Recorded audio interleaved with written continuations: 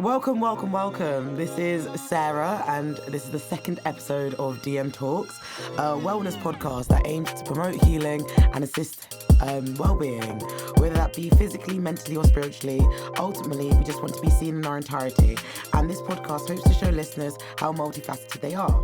We are all at the center of our own universe, so why don't we do more to better our own existence? So today, I'm going to do something a little bit different. Because my podcast is all about life and just essentially being, I want to talk about different moods, emotions, etc. throughout life. And I want to talk today about confidence. I have invited an amazing friend as my guests for today. They are a baddie. They are a stylist extraordinaire. They are I know myself, you can't tell me nothing energy. And I would like to say welcome to my friend Kanem. Hi, Kanem. Hi. Bonjour, everybody. I speak zero French. I don't even know why I introduced myself in French. How are you today? You know, I'm good. I'm feeling aligned. You know, I feel cute or whatever. But let's get into it. Yes. What have you been doing today? This. So, to be fair, it's quite early. I was going to say not to timestamp or anything, but it's like the first thing I've done today. Let's just say that. Well, but think about that. Look at you productive, doing stuff before 12. I try. I've had breakfast today. I'm screaming. I've just been chilling, but it's fun. We're here, we're ready, and I'm really excited to get into it. So why not? So the first thing I want to talk about is the divine. If you don't know what this segment is about, I'll tell you again. The divine is basically shining a light on a good thing that's happened. So whether that's going to see a play or going to see reading a new book, we just want to talk about some good things that's happening in our life right now. So today, I want to nominate my friend Alice Maya Swift. Bop. Yesterday, she had an exhibition. She had her first solo exhibition, curated by another good friend, Maisie. And also there was a DJ there. That was Alfie, aka known as Memphis, and it was a photo. There was a DJ there? Yeah, there was a DJ there. Shit. Yeah, no, honestly, that's Alfie. I didn't realise. Yeah, he hosts his own night and stuff. Sick. Yeah, so it's really cool. But music slap. Shout out to you, Alfie. Exactly, literally. My friend Alice, she did a photography and poetry exhibition. It was called Absence and Absence. Absence and absinthe. Yeah, as in the 60% drink and then absence. Yes, in the opposite order. In the opposite order. So the absence and absence. Absence and absinthe.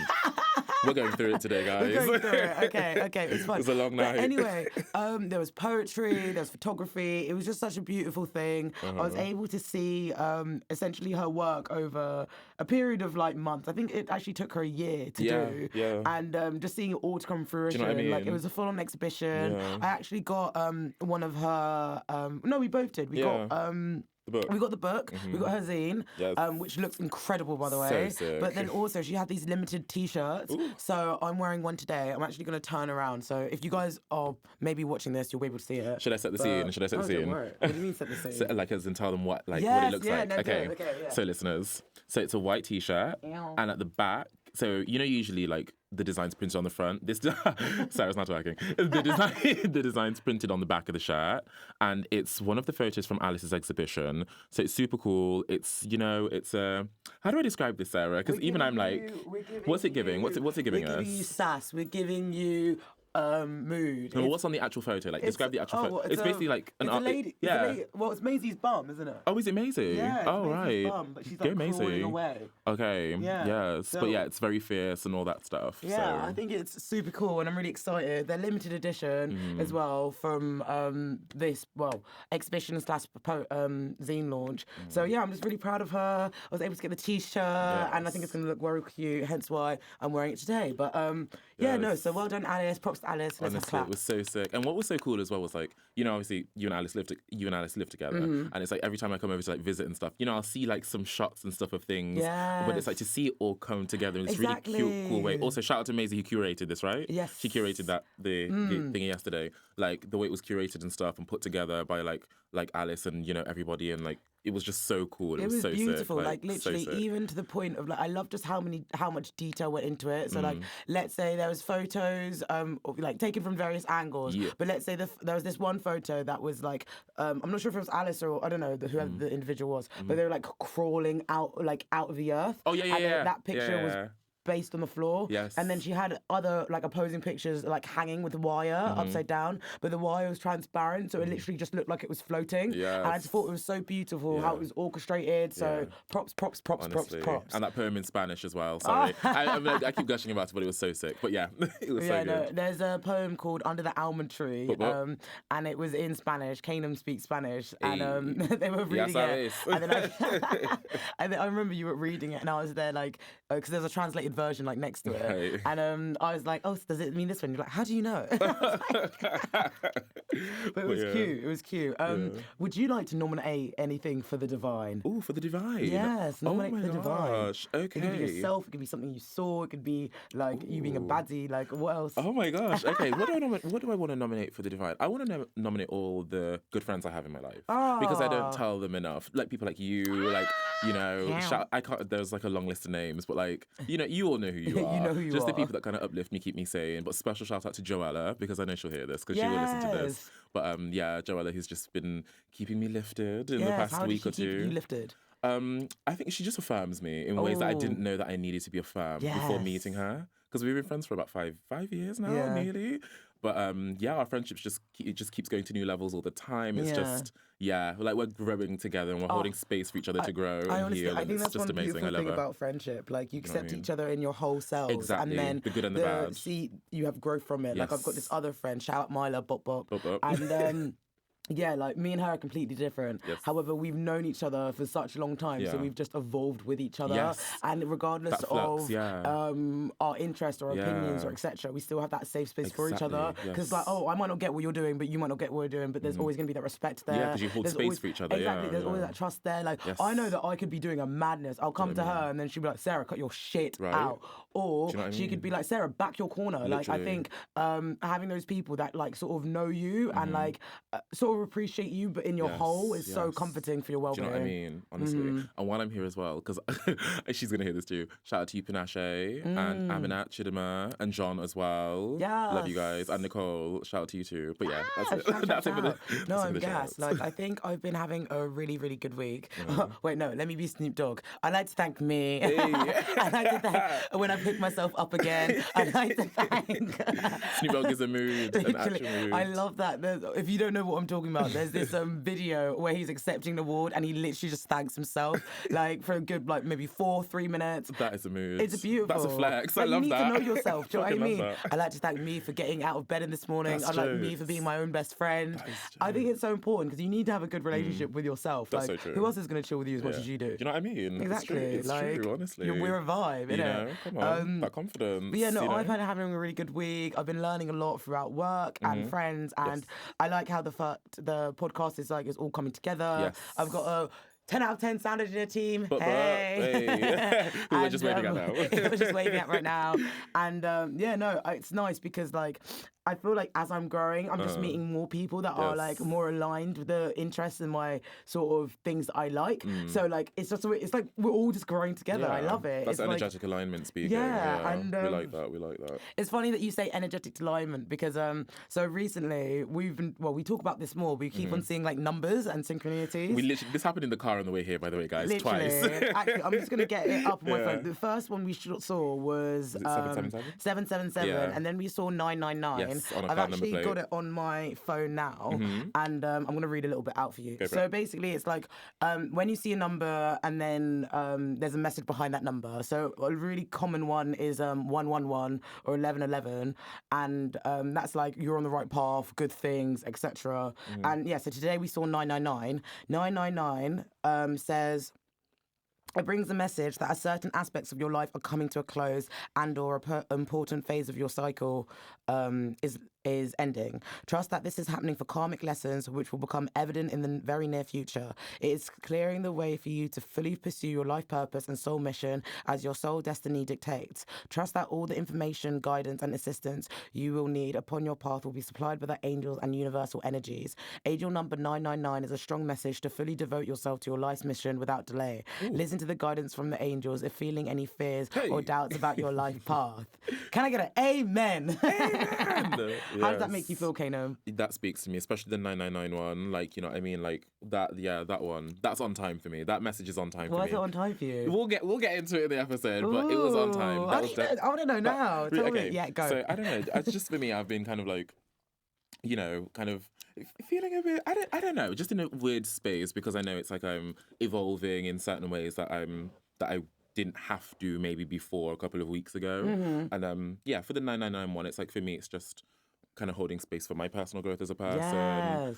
Yes. It's just like I'm feeling a shift. I feel a shift. Yes to development. Yes to personal growth. Like, I think 909 is important to me because, like, over the past year or so, well, like, I definitely have gotten more closer to, like, practicing various forms of spirituality in the past, like, year. Same. However, like, implementing that has really come about in the past, like, well, I guess since I finished uni, which was, like, what am I saying? It was last July. And, you finish uni, you're in this period of uncertainty, and now I'm sort of implementing all the things that I've learned since then. Right. I'm chasing my dreams. I'm going for... I'm finding hobbies again. I'm just doing what feeds my soul. Ooh, what hobbies are you finding? So I'm getting into various things. So I actually was talking about this last week. So I was making stuff, as in, like, products, like, as in like, I want to learn more about making, like, balms, face masks, etc., etc. But that's really, really exciting. We could talk about like, that afterwards, because I have something for you. I love the power of essential oils, honestly. Come on. Another hobby of mine, I read a lot more. I go for runs now. Yes. I'm cooking a lot more. What else to do? Oh, actually, one thing that I do want to do, I'm going to book it next week, is join a class, a dance class. We have to do it in heels. Oh my God, that'd be so sick. Yes, So like... sick. I think it's beautiful. I just want to learn how to dance like Beyonce. Can you imagine? That'd be so sick. I know. See that for you. I see that for and you. I think it's such a, like, an empowering movement. Like, I've got quite a few friends that I follow on Instagram. And one of my friends, actually... so one of my friends, she did, like, modern, ballet, like, contemporary. She went to dance school. Was it me? For those who don't know, Kanem used to be a dancer, yeah. Yeah, feel for it. Yeah, but anyway, we'll get there. Continue. But so basically, they did all of that dancing. They're a very, like, I'd say, quite innocent, like, very, like, just sweet-scented person. Maybe it's not me. And then, I'm joking. And then since they left dance school, they are doing that kind of dancing, and I'll see them putting their videos on, and I'm like, my friends, like, sliding into their DMs so much, because I'm just literally like, wow, look at you. And she's like, Sarah, I feel so much confident, I'm growing, and all of this. And that's something that I really, really care about. And I think it's so, like, well, again, empowering, you know, like, so, like... Oh, actually, you know, I'm going to actually take this opportunity to delve straight into confidence. Okay. So, yeah, we'll Come go on, into... segue. She's a hostess. Continue. We'll go into Decoding the Message. So, Decoding the Message is essentially the section or the segment where we unpack something that we consider mess. However, today, because we're talking about emotions, moods, etc., we're sort of going to unpack what confidence means to us. That's something that everybody has to navigate, regardless of your age, regardless of the industry that you work in. So yeah, I want to ask you, what does confidence mean to you? Ooh, confidence to me is being comfortable with your sense of self when you're by yourself. So it's when when you don't have to put on that theatre mask in front of, like, a group of people, in front of an audience. When you go to bed at night, do you feel balanced? Do you feel aligned? That person. I always go by kind of, like, when, let's say, like, for instance, last night we went out and stuff like that.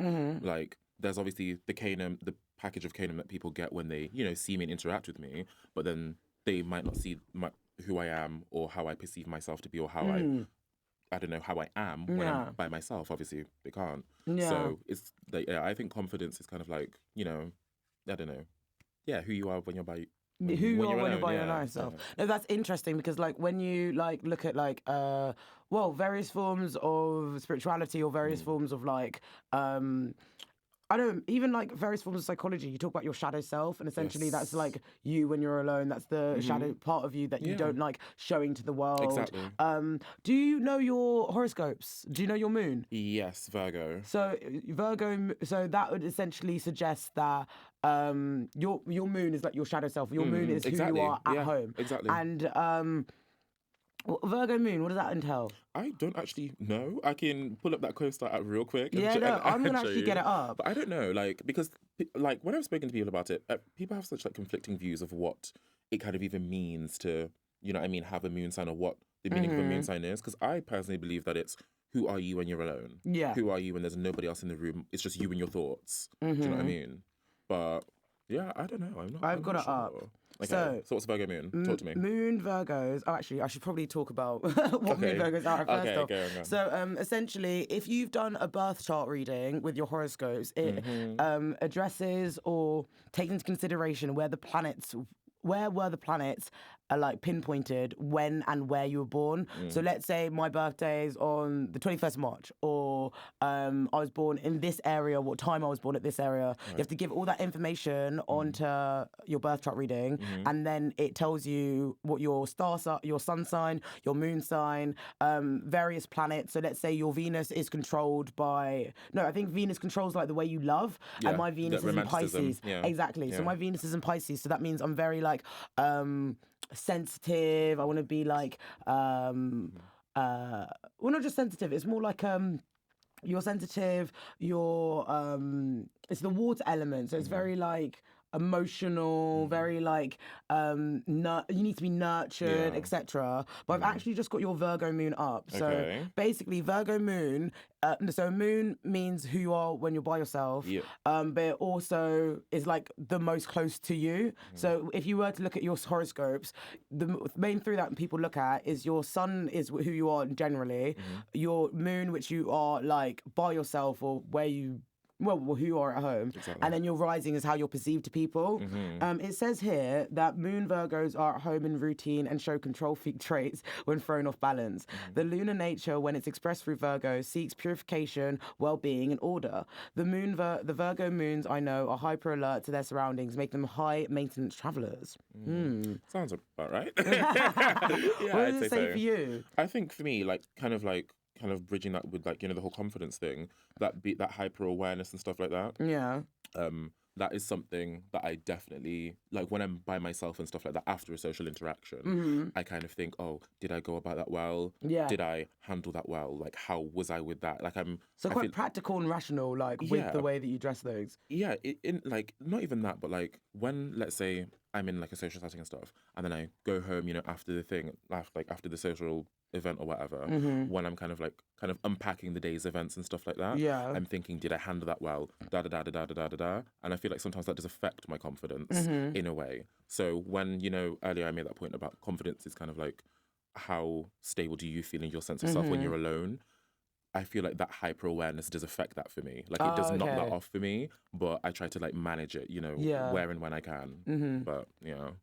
I mean, it's something like, I guess it's something to do with growth as well. Like, I think with me, I find confidence in my intuition. Nobody can tell me nothing when I trust in my intuition. Period. I literally think that I'm like a gift. Like when I'm like, I won't tell you I told you so, but I'll be thinking it. And that's when I'm like, oh, there's confidence in that. Yeah, like, you know? The thing is, like, I definitely feel like confident in, like, my intuition and, like, my gut feeling about things because, like, especially being from the Caribbean, a lot of us, like, would have grown up hearing, like, you know, parents, grandparents say things like, oh, their spirit doesn't take to people. Or, do you know what I mean? My mum was like, I don't like that energy. Do you know what I mean? 100%. Exact same thing. That's the exact same thing. My mum literally could look at someone and was like, no. Like, she I don't know how she does it, but she does. Yeah, and to be fair, like, you trust her. The spirit never lies, no, actually, then that's mad. How is it, sorry, we're going completely off topic now, but how is it that your mum, or, well, not so just your mum, sorry, anybody, but like your primary caregiver, your elder, whatever, they know which friend is the wrong one. It's so true. Why? How? I don't know. I think it's one of those things where it's like, it's discernment more so than anything else. It's being able to tune that kind of spirit of discernment, like kind of knowing what's for you and what isn't for you, and who isn't for you and who is for you. But I don't know. I guess I draw confidence from that kind of I guess like space. with but... me, I think of it as if. Okay, so let's say there's a new situation where I've met people and I've seen an individual act in a way that's similar to someone that I've left. Right. That makes me that heightens my confidence and trusting my intuition about that person not serving me. Okay, right. If that makes sense. No, I'm just pushing this thing. I think like with that, it's like learning from past experience and stuff. But what's so funny is there's a really, I mean, obviously I know you're aware of her, but a lot of people aren't. Go but for Mariam it. Go for Hasnaya, it. Yes, she's tell the people about her. Tell the listeners. She's like my favorite like energy worker ever, and she always talks about kind of like bringing things that have happened in the past into your present. Yes. And trying not to enmesh the two. So keeping your past, your present, and your future totally separate. They're separate timelines. Do you know what I mean? And for me, like when I go into situations now, I try to be as present as I possibly can be. I try not to bring in things from the past to be like, oh, this person did that before, which is why they're doing it now. I'm trying to kind of meet them where they are. Yeah. And there's a certain comfort that I get in that. Yeah. That helps me kind of trust that I'm making the right decision at the time. Do you have any tools or any like tips to finding that presence? Not really, because I'm still finding it. I'm still finding it. Do you know what I mean? Like it's a journey. Yeah, I'm not there yet. Yeah. But I think for me, it's just meeting people where they are. That's always that's the black bottom line of it all. Like meet people where they are. Like, for instance, let's say you and I go out. I don't know. Yesterday we have the best time, but then today my energy's slightly off. Don't take it as a reflection of something that happened that's tied to what happened yesterday. Yeah. Just meet me where I'm at today. Do you know what I mean? And take it at that. But I think, for me, it's one of those things. It's like just being as present as possible. It's kind of like where I kind of, draw strength from in a way nowadays. There's actually a book. Let me just remind myself of the author's name. Yeah. It's called The Power of Now. And it's like a best-selling, like, oh, wait, I'm just Googling this real quick. Eric Tolle. It's called The Power of Now, A Guide to Spiritual Enlightenment. So this book is intended to be a guide for day-to-day living and stresses the importance of living in the present moment and transcending your thoughts of the past or the future. Yes. So I read this book maybe a year or so ago, and it definitely taught me how to keep present. Okay. And whether that is through meditation or whether that's from grounding myself, breathing exercises, it gave me like tips and ideas to sort of just stay in the moment, because it can be hard. Like my mind starts racing sometimes depending on what environment or situation that I'm in. And one thing that I'm definitely learning is how like sensitive I am to my environment. Like I've learned I can't hang around with complicit people. Complicit in what way? Like as in if something were to happen and they're like, oh no, it's fine, don't worry about it. It's not. I cannot physically allow my energy to be in that space, because that's when my mind goes racing. I'm like, oh my God. And then I'm like, oh my God, these people aren't here for me. And then it starts reminding me of the past. And then I'm projecting that onto the future. Yes. And then it's like a vicious cycle. Yes, so like, I find it really interesting when I just talk about how do you stay present? Because I mean, if we were taught that everything is temporary, then I think it would make sort of the learning of it, the education, the psychoeducation of it easier. Yeah. Do you know what I mean? Yeah, because I think there's this kind of strange culture of anytime something happens, people catastrophize. Yeah. No, what's the word? Catastrophize. Girl, English. Listen, we are butchering the Queen's English. Catastrophize. Catastrophize, thank you. Thank you. Like people catastrophize things and like attach this kind of state of permanence to whatever's happening in the here and now. Yeah. But it's like if they kind of just grounded themselves, like you were saying, and centered themselves and realized that this is temporary, everybody would be a lot better off. Do you know what I mean? Like, it's just very that. But I had a question for you, actually. How do you ground yourself?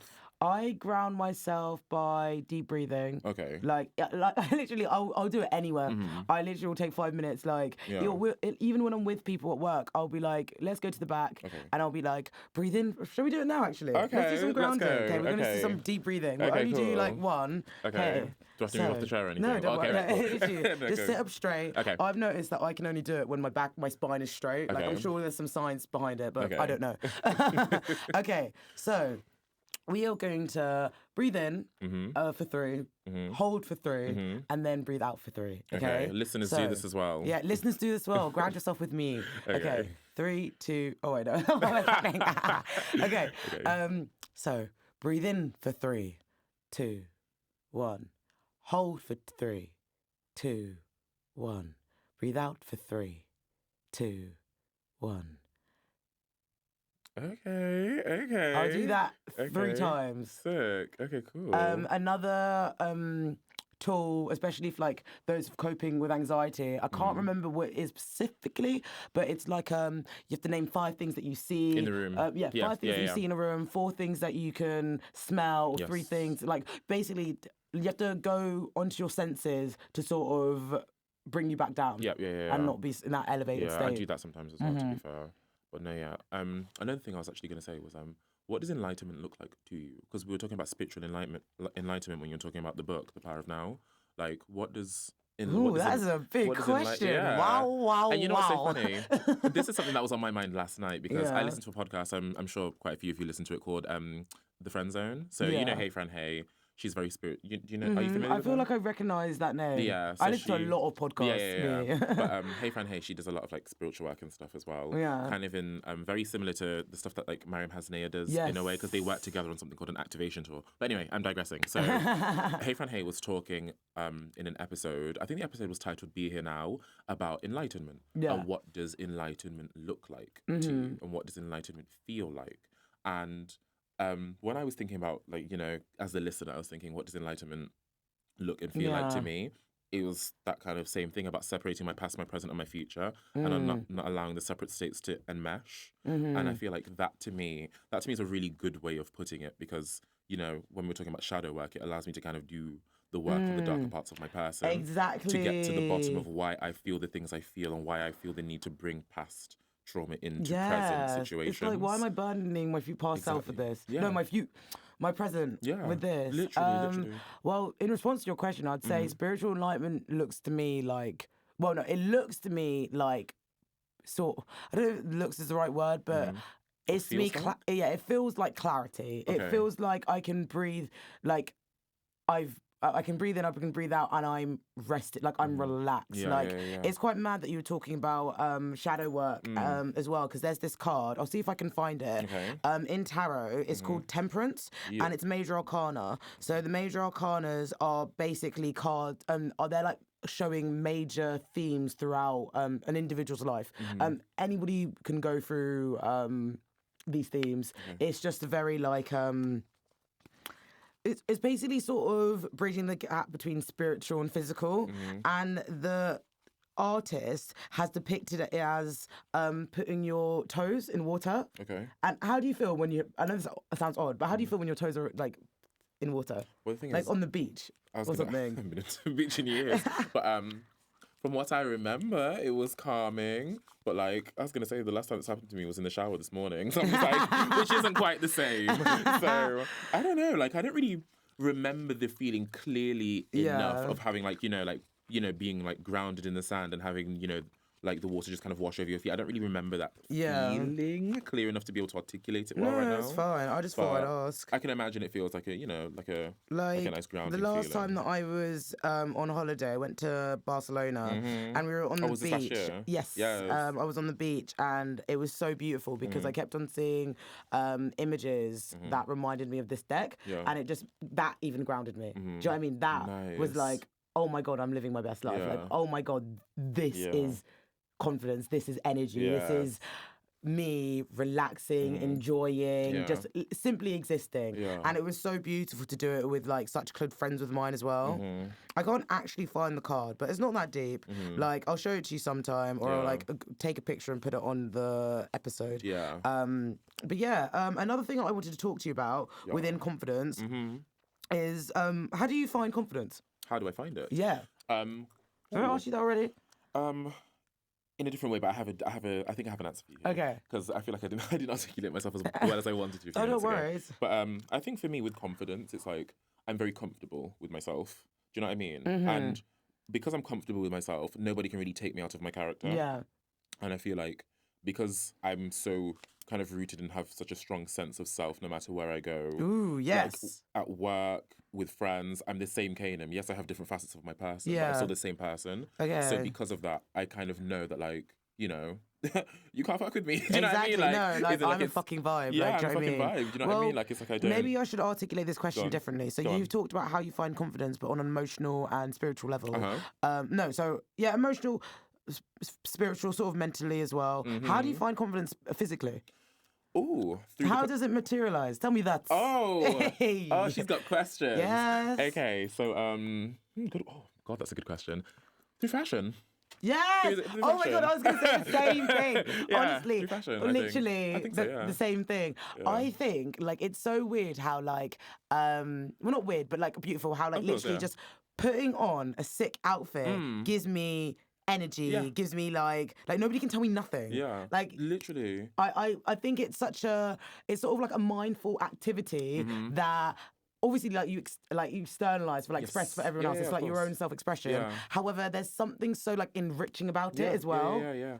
And for me, it's like if you like, obviously we have a lot of mutual friends, but if like I know some people that listen to us will probably know me or personally or whatever, but well, if you ask people, oh, you know, who is Kanem, whatever, I feel like for a lot of people, part of that description is, oh, he's very stylish, or he looks after himself or whatever. Yeah. Because for me, it affirms me. Do you know what I mean? Like it's a form, it's an extended part of my person, the clothes I wear. So it's like that is my confidence materializing. Because right now I'm in a kimono it's a women's kimono, but I'm still rocking it. Do you know what I mean? Yeah, 'cause you're a fucking vibe. Thank you. But it's like I know. but it's like like that for me is confidence like materialized. Where did you learn that, or is that something that you've always had? Where did I learn to kind of use fashion as a tool to express creativity and confidence? I think I've always had it in me, but because my older sister, she does a lot of fashion design. Amazing. And like, she probably doesn't know this, but when she hears this, she will. She influenced me like a lot, like in terms of like being around somebody who makes things all the time. There's creative. A lot of design, and even as a child, I used to love doing fashion sketches for design and stuff. So fashion's always been like that kind of common thread in my life. Like I've always loved to kind of take fashion into dance, take fashion into even science, which is why I do the degree I do. Like, tell the people about your degree. Oh my God, I didn't even. Yeah, I don't even think we talked about that. Shit, then. Okay, so I'm a chemistry student. So I originally wanted to kind of go into material science for fashion. Like, you know, so fashion's always been there. It's always been, it's a constant in my life. You know what I mean? It just shows up in different ways. But in this phase of my life, fashion for me is kind of like, you know, taking clothes and using them as an extension of my person. Same. Do you know what I mean? Like, it reflects my mood, kind of, you know, 100%, like in a way. Like 100%. Like literally, even when I'm feeling my lowest points, like I'll wear the brightest colours. And like when I want to feel more grounded, I'll be based all in green. When I want to feel like more flirty and like sensual, it will be a lot of like. I like. Do you know what? I was about to say a lot of red. That's a lie. It's complete latex. Over the past maybe a month or so, I've just been getting into latex. I've got literally about 5 different things. It used to be velvet, and now I'm obsessed with latex. So I love that. I shall be pulling looks very, very shortly. I'm ready. I will be reposting all of them. Yes. I'm ready. Insta's not ready. Insta's not ready for the fire. No. But yeah, no, like for me, like fashion's just been that thing, like, I guess, because for me, like, it's taken a while to get to this point of confidence. Yeah. Especially like, I'm now 21, but it's like when I was 13, 14, I wouldn't have necessarily felt as comfortable wearing the stuff that I wear right now. So when you were 13, 14, were you faking it until you made it? Or were you just like quite introverted? No, I was never an introverted. I was always an extroverted person. Yeah. But the older I get, the more I realize that maybe I'm more introverted than I thought I was. Yes. And I say that because when I was younger, I thought I was the shit. Like when I was like a vibe. Yeah, do you know what I mean? Early. Literally, like especially I went to a performing arts school, so it's kind of like how was that? Surrounded by so much creativity. Yeah, I was surrounded by so many people who are they if they aren't confident, it's going to like sort of it affects their chances, basically. Exactly. Because at such a young age, that's quite critical to their development. Like whether that's internally or like, Yeah, but like for me, being like early teens and stuff, I was a dancer. That was like what I did. So it's like because I was so talented, it gave me confidence because I knew I walk into an audition, I go somewhere, I'm fine. Do you know what I mean? And like there's that aspect to it. So for me, like the way in which my confidence has been expressed has shifted over the years. Yeah. But back then, it was confidence expressed through dance and the way I could use my body, and my body did whatever I wanted to. I could flip it around. I could, do the splits, click my legs over my head, whatever. Do you know what I mean? So it's like, I don't know, like... That reminds me, you need to show me how to death drop at some point. I'm screaming. Please.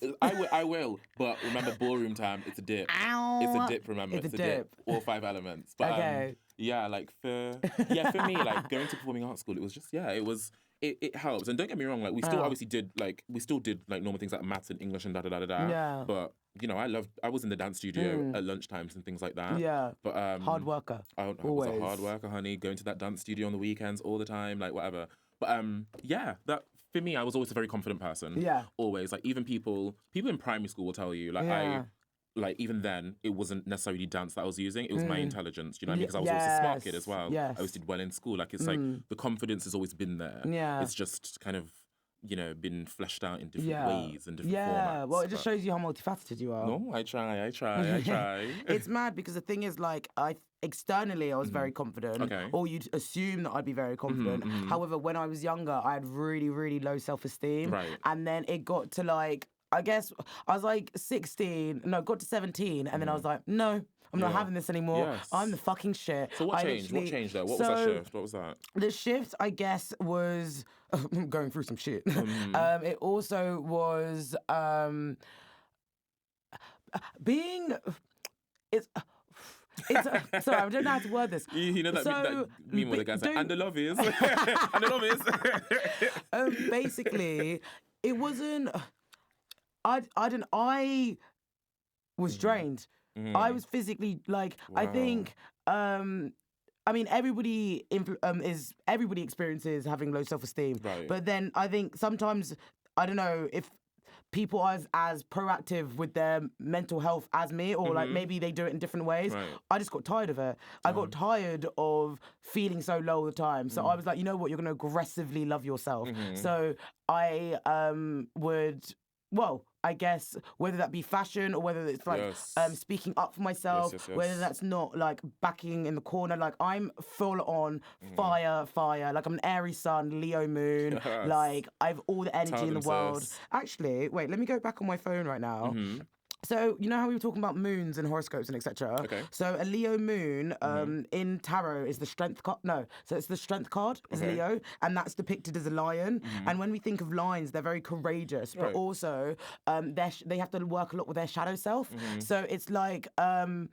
even though they are courageous, it's like once burnt, twice shy. Okay. So that's something that I used to navigate when I was younger. And then when I was 17, it was more externalized than internal, if that makes sense. So let's say if I was battling with low self-esteem, low confidence, you wouldn't see it because I would never show it. Yeah. Do you know what I mean? Yeah. But that's like, like how we started the episode, when you go home at night, that person is the person that we always want to be doing the work on. Do you know what I mean? That shadow work, like you're saying. 100%. I think it comes in stages, I guess. And I think as long as you're doing it in a healthy way, finding confidence, then you can't, you're flourishing, B. Literally. And you know what, though? There's also no time scale, because, for instance, you're like that, when you're talking about that kind of turning point at the age of 16, that was, do you know what I mean? That was what, like, 6 years ago? Yeah. Now? Oh, wait. How old am I? I forgot. 22. No. You're almost 23 soon, but 22. So, like, what, 6-7 years ago, whatever. Yeah. And, like, even for me, like, talking about... Okay, let me think of a turning point that kind of turned me into the person I am today. About 3 years ago. So when I was 18. Do you know what I mean? Like these turning points come at different times for different people. Yes. You know what I mean? Do you know what, that's actually so important? I want to get into this really quickly. Yes, please. So your 20s is so fluid. Like you cannot compare. Decade. You cannot compare your 20s. Some people out here got mortgages. Some people out here going to uni. Not in Boris's Britain. You know what I mean? Some people have got mortgages. Yeah. Some people are unfortunately homeless. Some people are like having kids. Like it's honestly like you can't compare yourself to anybody in your 20s. True. You can't. You just literally need to do you and see what works. And as a creative person, I struggle with that a lot. Yes. Because as somebody who here's the thing about being a creative. Creative people tend to be very confident people. They tend to be very assured people, publicly. But they also, every artist has a dark side, and everybody who does some kind of art, whether it be music, dance, fashion, whatever, has a dark side and demons that they battle and face in creating the art that they create. Yeah. And for me, for the longest time, I'm talking like my late teen years, I used to see not friends, because I'm not a wizard, I don't do that, like all that bad mind shit, I don't do that. But like I used to see like peers, people of a similar age to me that was so much further along, or where I thought I should be or deserved to be for the amount of talent I had at the time or whatever. Yeah. And it's like I've kind of just managed to just managed to kind of let that go now. Yeah. Because it doesn't do anything for me. It just sends me into a downward spiral of self-doubt, Literally. which I struggle with, used to struggle with anyway. Not so much now, but I used to struggle with a lot because I'd have a bunch of people around me telling me, oh my God, you're amazing. You can create, you do this, you dance. But I wasn't seeing what they saw in me. Do you know what I mean? You just reminded me of something. So you know how we were talking about tips and tools, right? So I used to combat self-doubt quite a lot when I was younger. Right. Not as much as I do now, but what helped me start to manage that? Every time I notice myself doubting myself, or every time I criticize myself, I'll be like, I forgive myself. Like, I literally will say I forgive myself because so is that like inner child, or are you in your present? Yes. So let's say, as in, like, I'm walking about, a negative thought comes in my head, or comes into my space, and then I literally will say out loud, I forgive myself. Okay. And every time, it sounds really odd because I literally am just talking to myself, whenever. Let me ask you but I can say I forgive myself every time it happens. So that self-doubt is temporary, but also it's acknowledged. Okay. Do you know what I mean? But what are you forgiving yourself for? Because you're absolving yourself of something that you didn't cause. When a negative energy enters your space, why are you forgiving yourself? No, as in, it's a comment that I've made in my mind. As in, so let's say, a self-doubt thought that I had, I'm not good enough.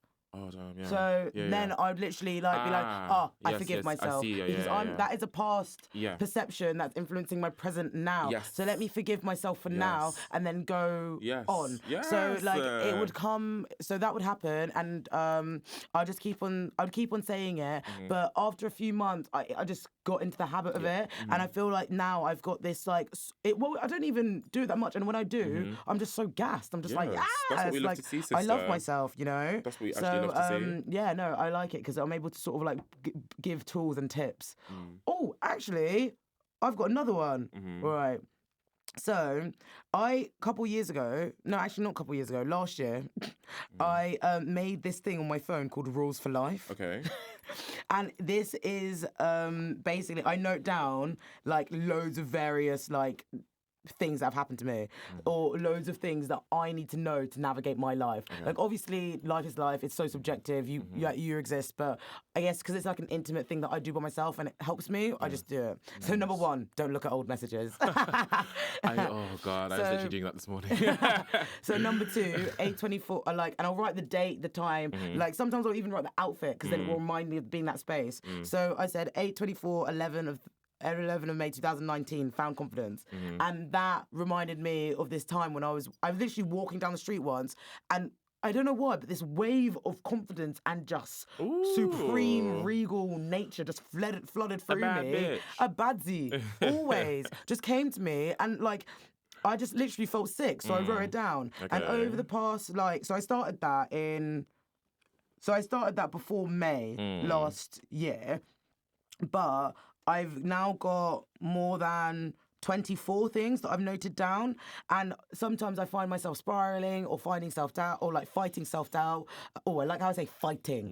Fighting, because there's an active word. Fighting self-doubt, and I'll just read this and then I'll be like, wait, no, I'm the shit. But then also, don't forget it. Exactly, but then also there's that sort of comfort in the sense if you need to sulk, you can sulk. Yeah. You know? That's the thing, though. I think we kind of live in this time where there's this kind of culture of I call it terminal positivity, where everyone's kind of as soon as they get a negative thought, it's I'm not allowed to think this. I can't be jealous. I can't feel rage. I can't feel anxiety or anger. I have to be positive. I have to be nice all the time. Fuck it. Do you know what I mean? Honestly, get rid of it. Fuck that. Move. I hate it when people you know are what I mean? oh my God, just be positive and it'll be fine. Don't get me wrong. That. I'm a positive person, but if I'm stressed and you come over to me with your positivity, how is that going to help me? You know, it's how? And especially when it's be part of being present, and this is the common obviously thread that we've been talking about today, that presence and stuff. Part of being present is being very much in tune with how you feel at that time. So there's no need to mask one, or you shouldn't feel the need to mask one emotion with another. If you feel envy, if you feel rage, if you feel anxiety or something, don't then try to put on that theatre mask and be like, oh, it's all fine, it's great, because it's not. And it's going to catch up. It's going to create a backlog of emotions that will hit you. Debt. Yeah, it's an emotional debt, and it's going to hit you when you go to bed by yourself. I mean, if you have, a significant other, look at you, shit. But most of us are going to bed by ourselves. And the ones that are, we have to deal with that emotional backlog, that emotional debt when we get back. Exactly. You pay the price later. Do you know what I mean? 100%. It's literally a debt for a reason. You pay the price later. So do you know what I mean? So I just think, No, that is actually so Very that. important. As you were talking, I was actually starting to shuffle Yes, my I see tarot her deck. shuffling a deck here. I've got the same deck that I had last week. It's Kaleidodope Tarot by Crystal Banger. She made beautiful, beautiful work. Yeah, they look cool. Inspired by African American pop culture. Okay, cool. So it's a lot of pop art. It's beautiful. Nice. Yeah, no, I shall. Nice. Let's get into it. Okay, cool. For this part of the tarot talks, we are taking it into handheld for the video so we can showcase some of the cards today. Whilst I'm shuffling this deck, I would like you, Kanem, to think of some questions to ask spirit, to ask guidance, to, I don't know, whether it's related to confidence. Well, yeah, it's related to confidence, but like whether it's related to finding confidence, maybe how to implement it, or finding another perspective of how I can use an emotion to fuel my confidence. Yeah, just think away for some questions. I'm just going to shuffle the cards as so. Can you hear that? Shh, shh, shh. Ooh. Ooh. Okay, I'm going to put this card back in. And if it pops out again, it is a message. A very, very big message. Okay, actually. Okay, I want you to just shuffle it once. We've also got rose quartz in here. This crystal, I want to say, promotes healing. It also cleanses the deck. And I just put it on my cards to, well, for that reason exactly. I definitely couldn't work in a casino because the way I shuffle these cards is just... Don't you worry. Mate. Thank you so much. I just wanted to get like your energy on the cards too. Nice. So amazing. What is your first question? Okay, so my first question is, how does one find balance? Yeah, how does one find balance? Ooh. No? Spirit spoken. Spirit spoken. Okay. Okay, so how does one find balance? Amazing. And the next question I want to ask is, what is Spirit's advice to me, to us, of being able to show confidence in ways that we haven't processed yet? So let's say for me, I'm very confident in my outfit choices, how I articulate myself to my friends, but that might be different professionally. It might be I'm a bit more nervous when I go towards my career, or whether I go to something in the a bit more like a sort of serious line of life. So yeah, please can I have some guidance for that, Spirit?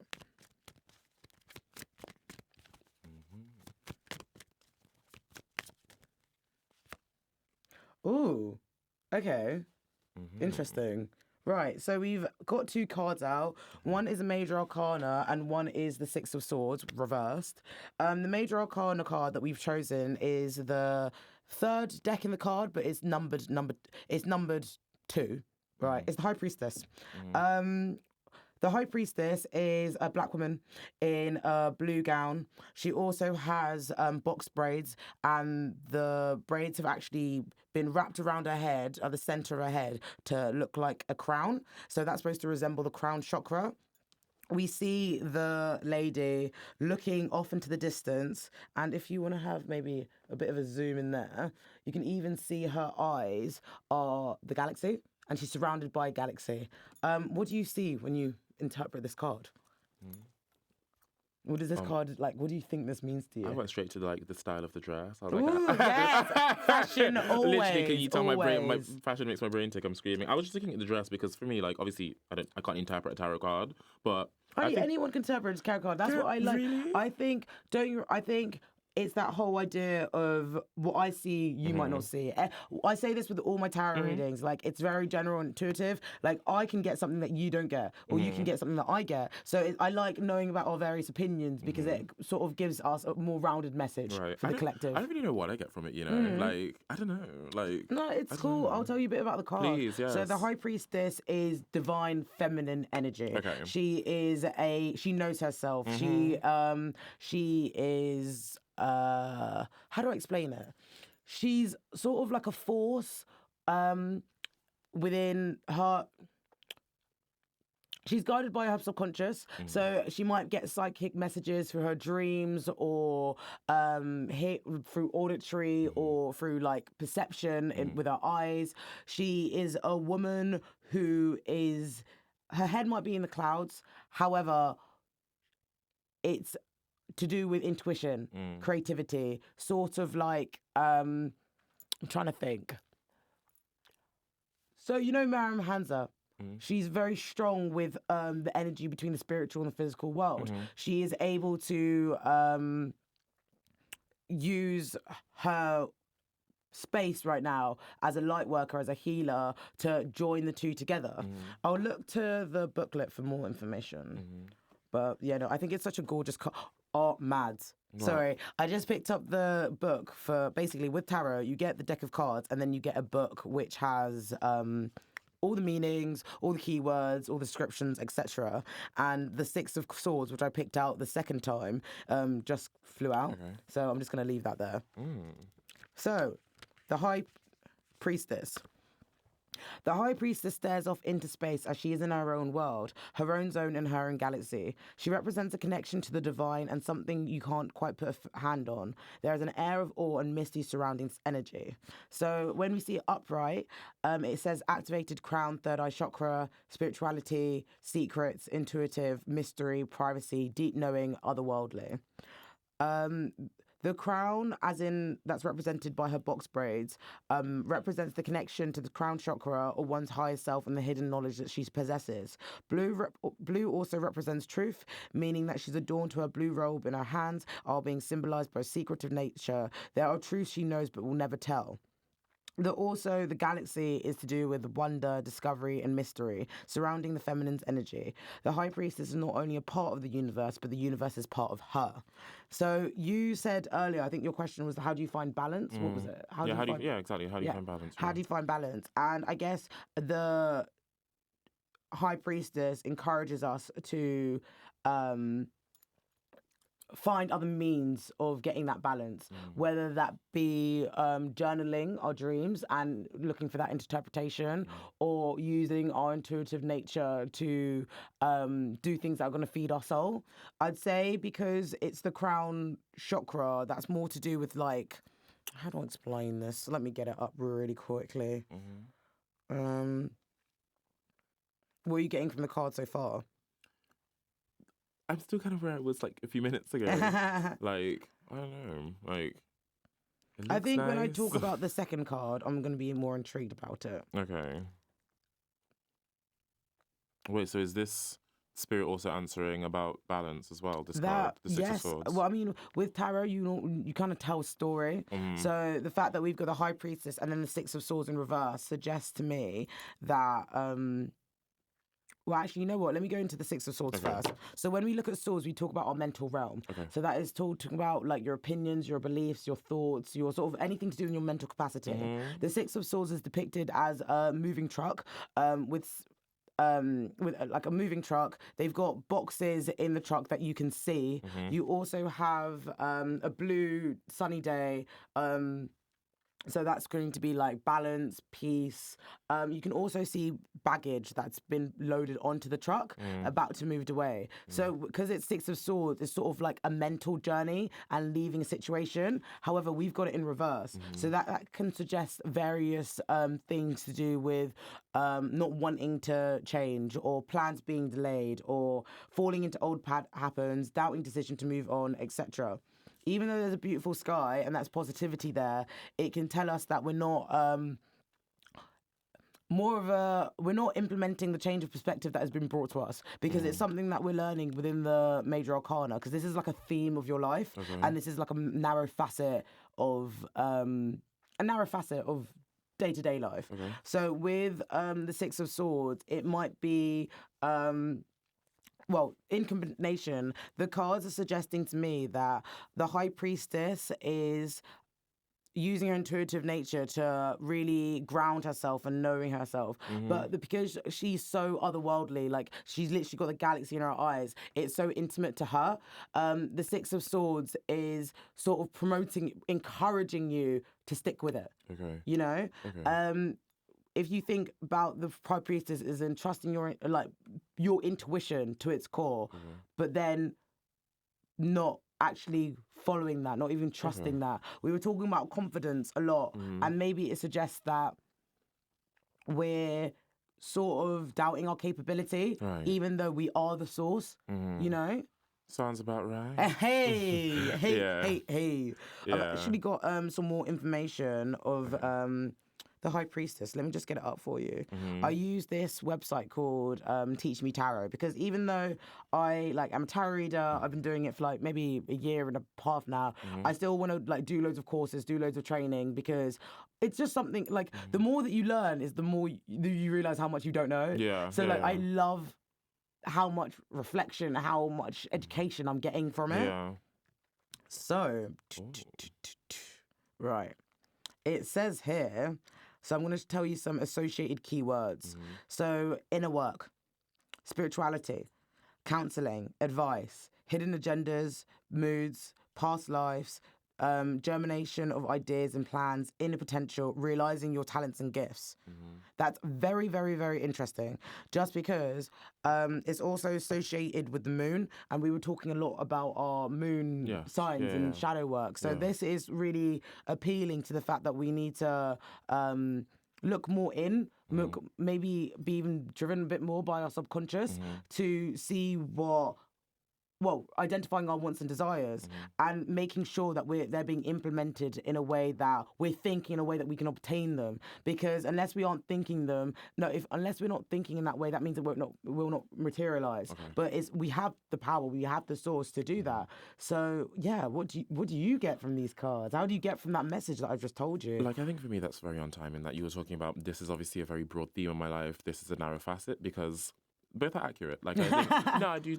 I've always been told I have like gravitas and a certain strength to me, maybe, or a certain magnetism, which is kind of, or charisma, you can even call it. Yeah.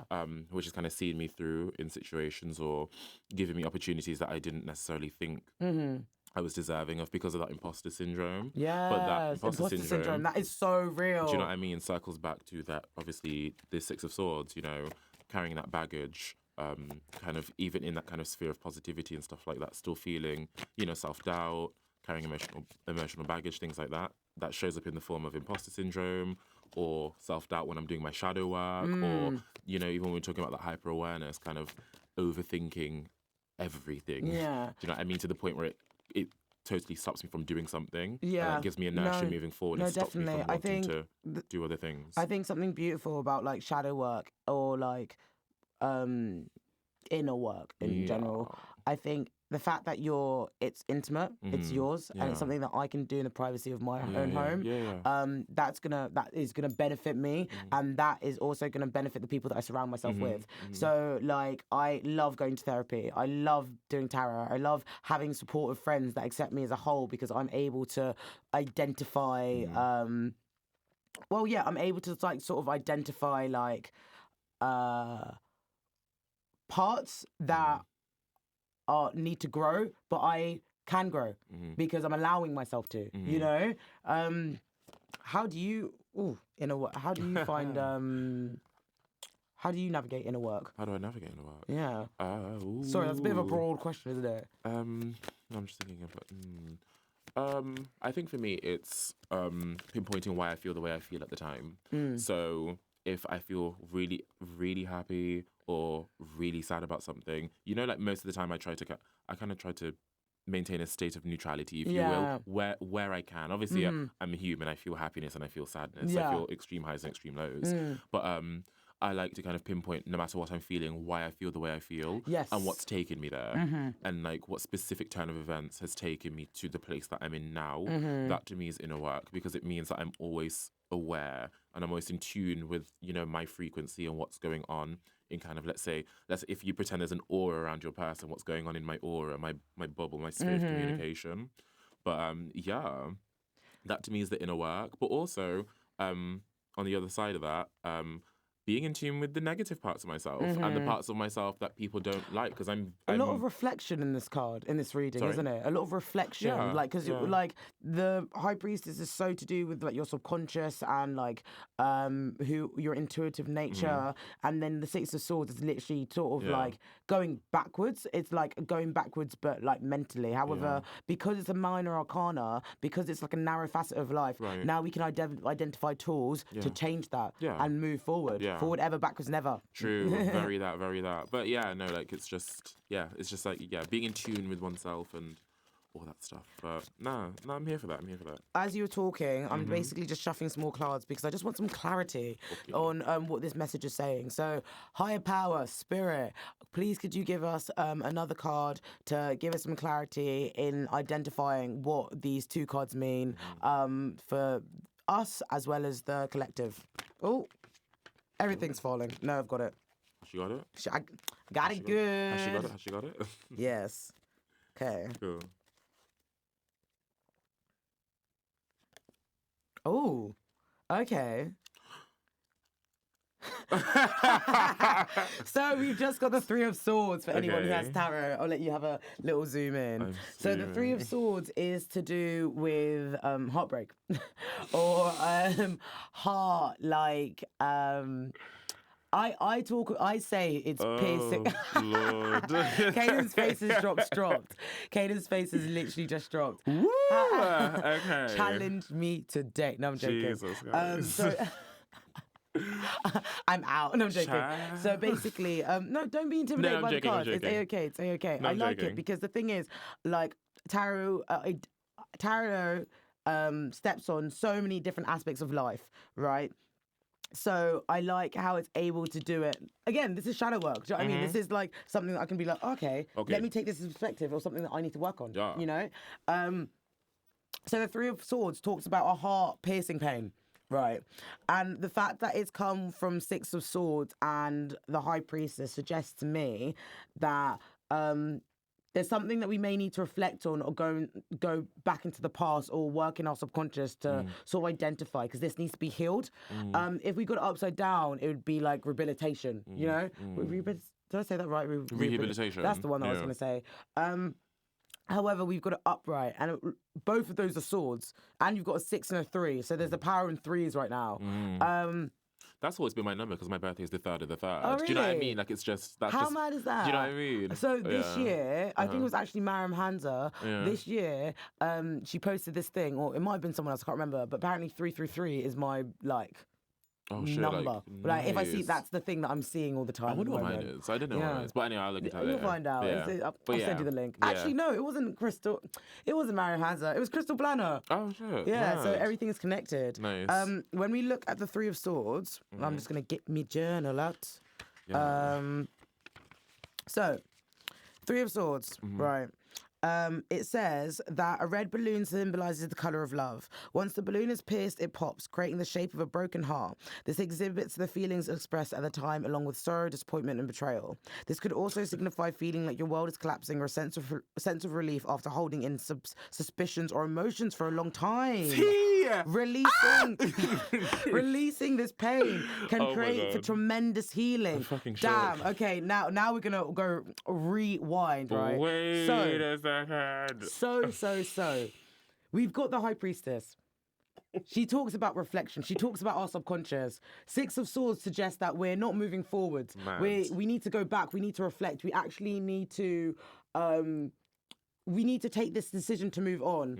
However, we might need to go backwards to understand what needs to be mended for us to implement the source or connect back to the source. Dios mío, however, because the High Priestess is upright, it tells me that there is like not just a lesson, but there's like something really necessary for this like personal development that we're going through. So like, even though she's a mysterious woman and she knows a lot, she never tells because of her secretive and intuitive nature. There's something about her that makes me think that. So I'm just reading again. It says following your inner path. It says reflection and solitude. Maybe it's encouraging us to do more in work. I don't know. Maybe, I don't know. I'm literally like, ooh, am I getting dragged? I'm joking. Continue. I just think it's mad. Something needs to be healed. Mm-hmm. I know. I mean, I'm not about to talk about business, but I mean, let me not infringe myself. I mean, you know this already because we're friends, but like, yeah, I know what it. I think I know what it is. Ooh, I think I know interesting. What it is. I know what it is. But that's the thing, because obviously I'm doing the reading for you, but I'm doing it for the collective. So there's something that a part of me in there. The fact that I touched these cards, gave them to you, is my energies there. Yeah. So I guess what I want to take from this message is something that needs to be healed will only be acquired within solitude and inner work, inner reflection. And then that's when we will take the decision to move on. And sort of, follow our own path. I think it's a lot to do with trust and trusting yourself, finding the confidence in yourself to move forward. You know what it is for me though? It's like, it's not even because I trust myself. Yes. It's that I don't always trust the intentions of others. Okay. And especially because I've been put in positions. Ooh, shook the mic there. Shaking the table. No, I've been put in positions in the past with friends and family alike where I've been forced to question their character because of positions that they've put me in. That do you know what I mean? Like whether it's being lied to, being deceived. Do you know what I mean? Things like that come up quite frequently. Yeah. And stuff like that. So it's like. Yeah, it's not trusting my intention in so much as allowing myself to trust the intentions of others. And again, meet them where they are. Yes. So that we can move on. Do you know what I mean? Because I'm trying not to take the past into my present. Well, do you know what I mean? It's mad how you literally said not to take the past in, and now we've got the Six of Swords, which literally says a decision to move on. Shoka, that's the thing. I kind of moving on for me, like. Yeah, it's something I kind of battle with all the time. Yeah, that's something I need to work on as well. Because I'm always told by other friends that I have as well, like kind of like, oh, you know, like you're well within your rights to feel this way about this thing and stuff, and I'm like, oh, it's fine, I'll just move on, you know. And I try to, but because I have a lot of voices around me telling me, no, don't move on. Like it's kind of like it's weird because there's a part of me that like. I want to move on, but then also I'm not going to move on just because I have learned so much in the situation that I've adapted now. Like I wasn't the same person that I was before this. So how am I supposed to move on when this is now my new? And you know what as well? There's also comfort in feeling negative emotions sometimes. There's comfort in it because... Well, you're alive. Yeah, exactly. You're literally... Like, there's a really good relationships therapist called Esther Perel.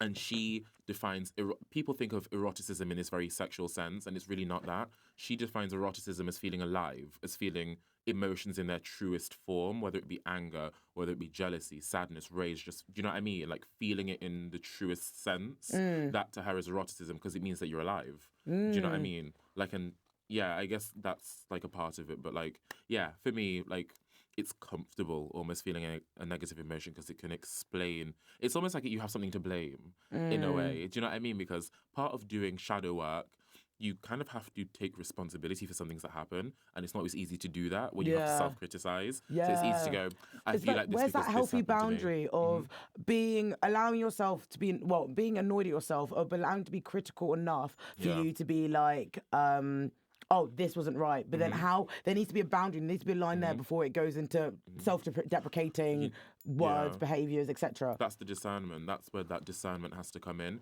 And also filling your communication sphere with people that have a discerning spirit so 100%. That they can cover the blind spots that you maybe haven't gotten to yet. Oh, 100%. Like for me, my blind spot a lot of the time is friendships and some close friendships and relationships because I always want to see the best of people. Yes. So I have discerning friends around me that can kind of go, Yeah, that's not what we're doing here. Do you know what I mean? Literally, I'm not sure if I said this last week again, but honestly, I've got this one friend, Milo, again, Bob. Hey. Literally, she's a Virgo. Hey, Virgo Moon? I hang around because I'm a Pisces Virgo sun. Okay, Virgo right, sun. I hang around with them. I literally have at least 7 Virgo friends, like minimum. Like I need them to ground me. Honestly. So literally, let's say something will happen to me and I'm like, oh no, it might not be that bad. Yeah. She'll see a situation and be like, nah, that doesn't serve me. Why? She trusts her intuition so much, she doesn't need to find out why. And I think that's so fucking powerful. That's something that I want to learn. That's something that I want to implement in my life because it will lose so much time and not time. It will like, I won't waste time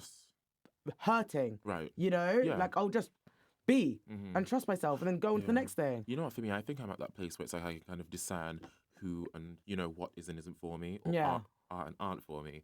But for me, I kind of struggle with scaling that back. I don't need to necessarily let people know. Like, for instance, if I walk into a room and I'm just not getting the right energy, Yeah. I don't need to kind of, I don't know, go off and just be antisocial or whatever. I can still interact with those people, but just have that wall up between me and them. Do you know what I mean? I think boundaries not being are loud important. about it. Yeah. Yeah. Boundaries are very important to be healthy. And also for me, like, it's quietly setting the boundary. I don't need to be loud about not setting every the day boundary. like, oh yeah, I'm gonna cancel you, motherfucker. That's literally, and that's for me where drag to me, 16-year-old self. That's where I'm at. That's where I'm at now in my life. Like, setting boundaries, but setting them quietly and not having to be loud about the things that I don't like. Again, Do you know shadow what I mean? work. Shadow work, yeah, because that's something I know I need to work on and have been working on. I think I'm getting there. Yes. Definitely. Like, yeah. Yes to personal development. Exactly. Yes to growth. Because I think I'm a very, very good communicator and always have been. Yeah. But I'm sharpening the tool, do you know what I mean? To really get to that next level. 100%. Yeah. The thing is with me, I'm good at processing my boundaries. I'll say yes and I'll say no. Yeah. However, I never say in the middle. Yeah. So if I can just find some more confidence in articulating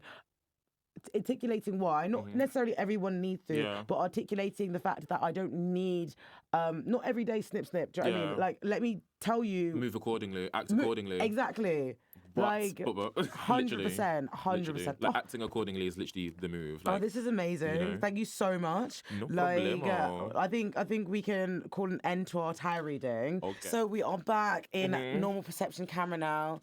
We just did some handheld video for the tarot reading, and it was beautiful. It was amazing. I'm really, really happy with this reading. Yes. We took a lot from it, and we're coming to an end of our podcast. I want to say, number one, first off, thank you so much for coming on. You are definitely coming back. We've already got so much to unpack. Yes, we do. Yes, we do. And it's been beautiful having you on, Kanem. And don't get me wrong, spiritual, but I'm still a messy bitch at heart. So when I come back, we'll come in with some tea.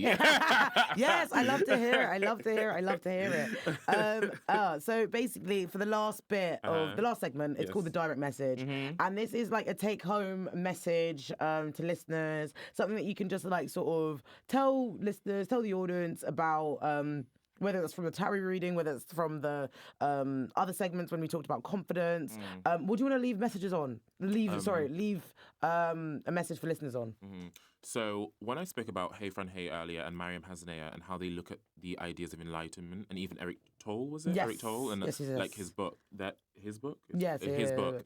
I want you guys to think about themes of enlightenment and separating your past, your present, and your future, and not enmeshing them all. Because if you think about your future too much, you're anxious, and if you think about your past too much, you're taking past you're basically traumatized in a way. Yeah, because you're bringing your trauma with you. It's like a piggyback. Exactly. And we're trying to get to that higher state of self. Yeah. So just trusting your intuition, using that discerning spirit to know, the people and things that are supposed to align with your purpose, and then acting accordingly as well. Not everything needs to be 0 and then 100. Some people can be 20, some can be 40, some can be 75. Tell them. Do you know what I mean? Act accordingly, because that's one thing that I had to find in setting boundaries. Yeah, because same. there are people tend. It's almost animalistic, almost the way that people take where and when they can, more so than they give. Do you know what I mean? No, definitely. So you need to act accordingly and just that's the move. 100%. Oh, that's beautiful. I want to tell listeners that your confidence will look different to my confidence. Yes. Whether that is me like looking cute, or whether that is you making a various form of art, whether that's someone, I don't know, going for a run. Like everybody's confidence is it's all subjective, but it's intimate to them. Yeah. And I think because sometimes we compare and contrast, we think that we are less than, and that shouldn't be the case. Like the High Priestess says, is following your own path. So that's something that I really want to encourage people to do.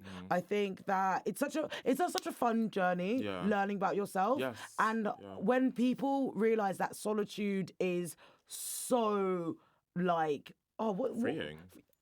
Preach. It's freeing. It's freeing. It's so freeing. So do your thing, sis. And one more thing as well, like, because obviously we've been talking about like confidence and enlightenment and kind of like mixing the two in. Yeah. One thing I want to say to a lot of people is that we're kind of in this climate at the minute where people think that going on a social media detox for a week or two is going to suddenly bring them this level of clarity or whatever. And I'm not saying it never will, but it's going to be temporary, okay? It's temporary, like everything, it's temporary. Yeah. But what we're trying to do is we're trying to get to the point, you know, tuning in with our shadow self, our shadow work, our moon, you know, the moon side of our horoscope chart. Yeah.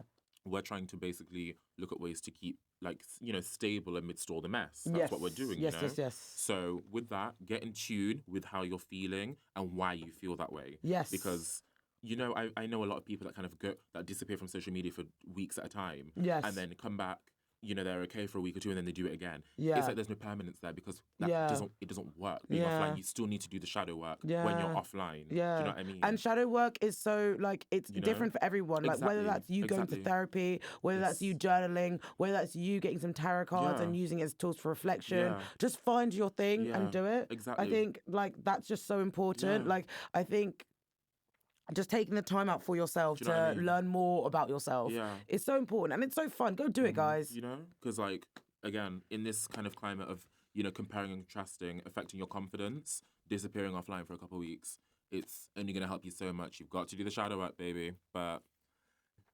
Okay.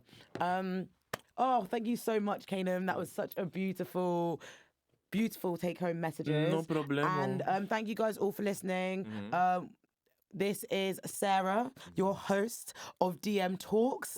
And Kanem, could you like give us your socials? Where can people find you? Yes. Okay, cool. So Instagram, it's literally just my name and surname, full government, Kanem Roach, KANEM. ROACH.